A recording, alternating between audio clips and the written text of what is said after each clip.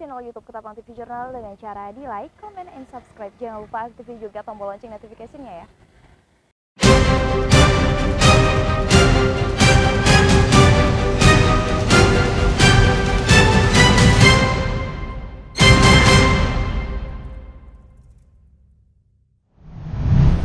Saudara, berjumpa kembali bersama saya di Taukar Mauludia di dalam program acara Ketapang TV Jurnal edisi Selasa 27 Juli 2021. Berbagai informasi menarik seputar Kabupaten Ketapang dan sekitarnya akan kami suguhkan untuk Anda. Inilah dia Ketapang TV Jurnal selengkapnya. Badan Meteorologi, Klimatologi, dan Geofisika Kabupaten Ketapang berikan peringatan dini gelombang tinggi di perairan Kabupaten Ketapang, Kalimantan Barat, dan sekitarnya. Pola angin di wilayah Indonesia bagian utara dominan bergerak dari tenggara barat daya dengan kecepatan angin berkisar 5-25 knot. Sedangkan di wilayah Indonesia bagian selatan dominan bergerak dari timur tenggara dengan kecepatan angin berkisar 5-25 knot. Waspadai potensi angin kencang dengan kecepatan angin lebih dari 25 knot di perairan Ketapang, perairan Kendawangan, dan perairan Kepulauan Karimata. Kondisi ini dapat meningkatkan tinggi gelombang di perairan tersebut dan sekitarnya. Tim Ketapang TV Jurnal berkesempatan mendapatkan informasi lebih lanjut dari prakirawan atau forecaster Badan Meteorologi, Klimatologi, dan Geofisika atau BMKG mengenai tingginya gelombang di perairan Kabupaten Ketapang dan sekitarnya. Mengenai peringatan dini itu dibuat agar masyarakat waspada ya. Untuk perairan Ketapang dan Kendawangan sendiri memang berada di fase sedang, yaitu gelombang dengan ketinggian 1,25 sampai 1,5 sampai 2,5 sampai 2,5. Nah, memang kalau untuk kapal-kapal besar kayak tongkang itu belum terlalu berpengaruh, namun karena cukup tinggi untuk kapal nelayan itu berbahaya, jadi masyarakat diharapkan waspada tentang gelombang tersebut. Untuk cuaca sendiri memang masih berawan dan angin masih berasal dari arah timur, namun memang tinggi gelombang itu cukup signifikan, jadi harap waspada, itu aja sih. Kalau menurut perakiraan yang dibuat dari Stasiun Meteorologi Maritim Pontianak berlaku sampai tanggal 30 Juli. Jadi memang masih di fase sedang dari tanggal 27 sampai 30 nanti. Harap diperhatikan, resiko tinggi terhadap keselamatan pelayaran terutama para perahu nelayan yang mengambil ikan memiliki resiko tinggi. Untuk kapal tongkang, kapal feri, kapal-kapal besar seperti kapal persiar, serta masyarakat yang tinggal dan beraktivitas di pesisir sekitar area yang berpeluang terjadinya gelombang tinggi agar tetap selalu waspada. Dari Kabupaten Ketapang, Dita Oktar Mauludia mewartakan untuk Ketapang TV Jurnal. Dengan maraknya satwa liar dilindungi yang diburu oleh masyarakat, Balai Konservasi Sumber Daya Alam Kalimantan Barat menghimbau masyarakat untuk tidak memburu dan hidup berdampingan dengan satwa. Maraknya pemburuan terhadap satwa liar dilindungi membuat resah BKSDA Kalbar dalam keseimbangan ekosistem dan kepunahan satwa. Namun di sisi lain, ada masyarakat khususnya di Kabupaten Ketapang yang telah memiliki kesadaran tentang pentingnya menjaga kelestarian satwa dilindungi dengan menyerahkan satwa dilindungi kepada pihak BKSDA Ketapang. Satata Nur Adi Rahmanta, Kepala BKSDA Kalimantan Barat, mengapresiasi masyarakat yang telah menyerahkan satwa dilindungi kepada BKSDA. Namun, ia juga menghimbau masyarakat agar tidak memburu dan memelihara satwa dilindungi dan memilih hidup berdampingan serta membiarkan satwa hidup di alamnya.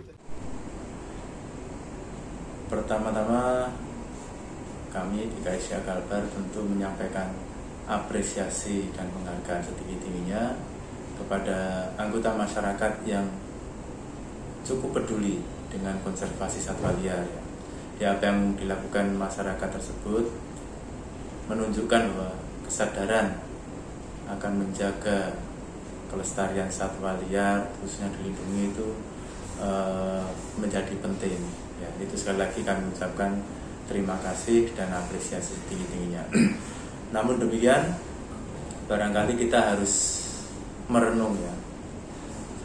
Apakah benar setiap kali perjumpaan dengan satwa liar solusinya harus kita tangkap, serahkan ke BKSDA Kalbar, dan nanti toh oleh BKSDA juga akan dilepasliarkan kembali. Apakah solusinya selalu seperti itu? Mari kita pahami bahwa data interaksi antara manusia dan satwa dari waktu ke waktu bukannya berkurang, selalu ada dan mungkin terus bertambah. Mari kita bayangkan ya, satwa ini, khususnya terenggiling ya, satwa-satwa liar ini seperti terenggiling kan tidak berbahaya buat manusia.